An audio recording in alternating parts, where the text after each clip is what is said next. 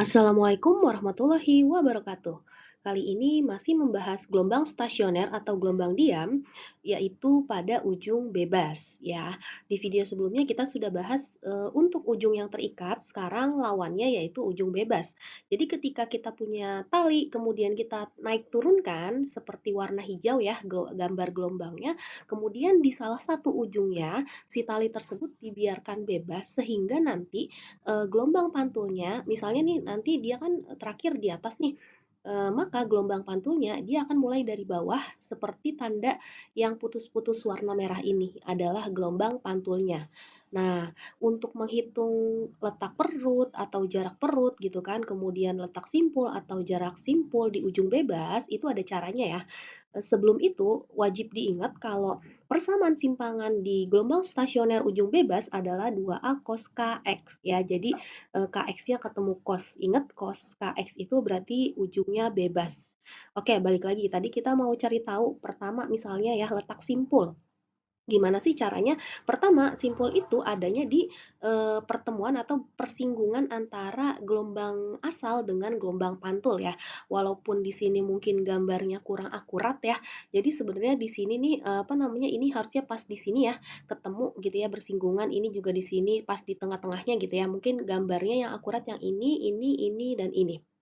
Nah, itu adalah simpulnya. Kemudian kalau kita kasih nama, di sini simpul satu, kemudian ada simpul 2, 3, 4, dan seterusnya. Kemudian ada perut. Perut itu yang pas bukit ya, tengah-tengah bukit. Kalau kita lihat perut di ujung bebas, itu pertama kali pas banget di ujung bebasnya. Berarti di sini ya, ini perut satu, kemudian muncul lagi perut berikutnya di sini, perut 2, perut 3 di sini, kemudian perut 4 di sini, dan seterusnya. Nah, balik lagi, kalau letak simpul itu cara nyarinya atau rumusnya gimana? Nah, kamu bisa pakai pola unik seperti di ujung terikat dengan ketentuan pertama S1 atau simpul satu ya. Kita lihat simpul satu ini jaraknya dari ujung bebas ini cuma seperempatnya gelombang atau seperempatnya panjang gelombang. Berarti rumusnya adalah seperempat lambda. Kemudian untuk S2-nya kita lihat ini tinggal tambahin setengah gelombang lagi, jadinya S2-nya adalah 3 per 4 lambda. Kemudian nanti S3 tinggal tambahin setengah lagi jadi 5 per 4 lambda. Kemudian nanti S4 juga sama, tinggal tambahin setengah lagi jadi 7 per 4 lambda. Sampai sini kita bisa cek ya. Kalau ternyata jarak antar simpul ke simpul yang berdekatan atau jarak simpul ke simpul berikutnya itu adalah setengah lambda. Ya, contoh simpul satu ke simpul 2 itu setengah lambda, simpul 2 ke simpul 3 itu setengah lambda. Ya, kalau berdekatan atau pas banget yang ke berikutnya. Nah, dari sini kita bisa lihat polanya. Angka depan atau pembilang adalah bilangan ganjil. 1, 3, 5, 7. Nah, kita udah tahu nanti kalau ditanya simpul berikutnya atau simpul kelima pasti angka depannya adalah 9. Ya, kemudian nanti bawahnya tinggal tulis 4 dikali lambda atau panjang gelombang. Sehingga kita bisa buat pola uniknya. Untuk letak simpul di ujung bebas, angka atasnya atau pembilangnya ini ya, atas-atas ini bisa diganti atau tinggal diganti aja dengan bilangan ganjil. Kamu bisa urutin ya 1, 3, 5, 7, 9, dan seterusnya. Oke, gitu ya. Nah, sekarang letak perut. Kalau letak perut kita lihat pertama kali dia pas banget di ujung bebasnya, berarti perut pertama itu nilainya 0. Nggak usah dihitung kalau ditanya perut pertama ujung bebas berapa, jawabannya pasti 0 ya. Kalau ditanya P1 dari ujung bebas. Kemudian perut 2 kita lihat dari ini ujung sampai P2 ini nilainya adalah setengah lambda ya karena ini kan seperempat kemudian tambah seperempat lagi ya sampai sini jadi setengah lambda. Kemudian perut ketiga tinggal tambahin apa namanya setengah lagi, sebenarnya setengah tambah setengah tuh jadi satu lambda ya atau 2 per 2 lambda atau lambda lambda itu sendiri. Kemudian ke P4 tinggal tambahin setengah lagi jadi 3 per 2 lambda. Sampai sini kita bisa tarik kesimpulan kalau jarak perut ke perut berikutnya adalah setengah lambda. Dan lagi-lagi di sini kita punya pola unik. Kalau misalnya mau nyari perut, contoh misalnya perut kelima berapa? Nah, angka atasnya tinggal diganti aja. Kita mulai berhitung dari 0, 1, 2, dan seterusnya. Contoh perut kelima ya, berarti kan bilangan kita hitung 0, 1, 2, 3. Nah, 4 adalah bilangan kelimanya. Berarti nanti tinggal diganti.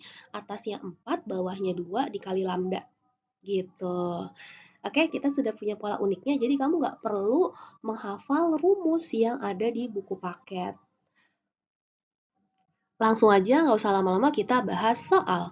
Sebuah tali memiliki panjang 50 cm. Tali tersebut digetarkan sehingga membentuk gelombang stasioner yang memiliki persamaan Y sama dengan 40 cos 20 pi X sin 100 pi T dengan XY dalam senti dan T-nya dalam sekon. Tentukanlah. Oke, kita punya 3 pertanyaan. Kita fokus di pertanyaan yang A, letak perut ke-7 dari ujung bebasnya. Kita punya persamaan ya, di mana persamaan ini cos ketemu X, berarti ini adalah ujung bebas. Sebenarnya kita bisa memastikan itu dari ini ya. Pertanyaannya letak perut ketujuh dari ujung bebasnya, berarti udah pasti ujungnya bebas dong. Nah, lanjut. Untuk menghitung perut ketujuh, kita hitung dulu nih, kan kalau perut itu kan dimulai dari 0 ya, ngitungnya ya. Berarti kan 0, 1, 2, 3, 4, 5, 6. Nah, kita udah punya bilangan ketujuh, kalau kita hitung dari 0 adalah 6.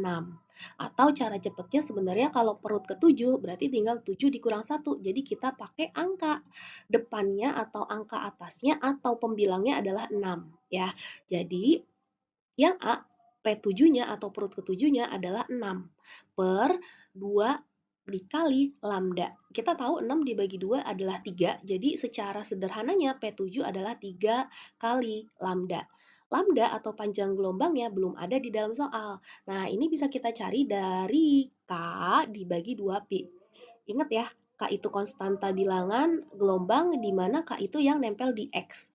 Di persamaan sudah pasti yang nempel di X adalah 20 pi. Berarti lambda sama dengan 20 pi dibagi 2 pi. Di mana pi bisa kita coret ya, atas bawah 20 dibagi 2 dapat 10. Satuannya cm, karena di sini X dan Y dalam cm. Nah, lambda udah ketemu, masukin ke sini, jadinya P7 adalah 3 dikali 10, yaitu 30 cm. Karena dia tanya dari ujung bebas, maka sudah selesai untuk yang A. Lanjut, kita mau jawab yang B. Yang B ini letak simpul ke-7. Maka kita hitung dulu ya, bilangan ganjil ke-7-nya itu siapa. Oke, 1, 3, 5, 7, 9, 11, 13. Bilangan ke-7 dari ganjil adalah 13. Berarti kita pakai atasnya 13, di mana S7 sama dengan 13, dibagi bawahnya pasti 4, dikali lambda atau panjang gelombangnya. Lambda pakai tadi ya, 10, jadi 13 per 4 dikali 10. 13 kali 10, 130, dibagi 4, 32,5 cm. Tapi ini belum selesai. Kenapa? Karena yang B mintanya dari asal getarannya. Kalau asal getaran artinya bukan dari ujung, ya, bukan dari ujung bebas ya, tapi dari titik asal getarannya. Kalau kita punya tali 50 cm, kemudian kita tahu simpul ketujuh dari ujung bebasnya 32,5, maka untuk letak simpul ketujuh dari asal getarannya adalah L atau panjang tali itu sendiri dikurangi simpul ketujuh yang sudah kita cari ini. Ya, jadi hasilnya 50 dikurang 32,5 adalah 17,5 cm. Ya, jadi perhatikan pertanyaannya baik-baik, dari ujung atau dari asal. Oke, kita mau jawab yang terakhir, yang C ya, letak perut kedua dari asal getarannya. Di sini kita hitung perut kedua, berarti dari angka 0 ya, 0, 1. Nah, berarti atasnya atau angka depannya adalah 1, di mana P2 adalah 1 per 2 lambda. 1 per 2, 2 pasti bawahnya ya. Pasti bawahnya 2, kemudian lambda ini adalah panjang gelombang. Ingat tadi kita udah cari lambdanya dapat 10, jadi setengah kali 10 adalah 5 cm. Ingat, ini adalah jawaban ketika dibahas dari ujung bebasnya. Kalau misalnya pertanyaannya dari asal getaran, belum selesai. Caranya gimana tadi? Untuk menghitung perut kedua dari asal getarannya, tinggal panjang talinya dikurangi hasil yang tadi ini ya, 5 cm. Jadi 50 dikurangi 5 adalah 45 cm. Jelas ya? Bedakan antara ujung dengan asal. Oke, soal terakhir yang akan kita bahas, sebuah gelombang stasioner dengan ujung bebas memiliki amplitudo 4 cm, frekuensi 10 Hz, dan cepat rambat gelombangnya 20 meter per sekon. Di sini kita diminta untuk menghitung letak perut ke-8 dari ujung bebasnya.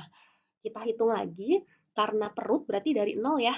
0, 1, 2, 3, 4, 5, 6, 7. Nah, bilangan ke-8-nya adalah 7. Atau tadi cara cepatnya 8 dikurangi 1 aja, ya 7. Berarti untuk menjawab yang A, pakai rumusnya adalah depannya 7, bawahnya 2, kemudian dikali lambda. Lambdanya berapa? Kita cari dulu. Kalau tadi kita cari dari K dibagi 2pi ya. Kalau sekarang tidak ada persamaan adanya frekuensi dengan cepat rambat.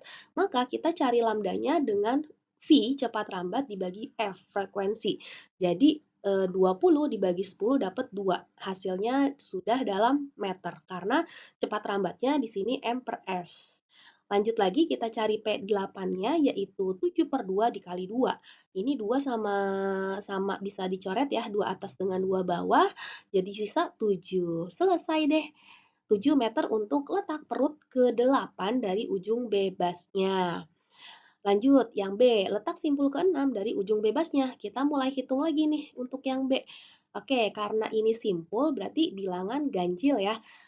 Bilangan ke-6-nya itu siapa? Berarti kan 1, 3, 5, 7, 9, 11. Nah, ke-6-nya itu 11. Berarti atasnya itu kita pakai 11 kemudian per 4 dikali lambda ya.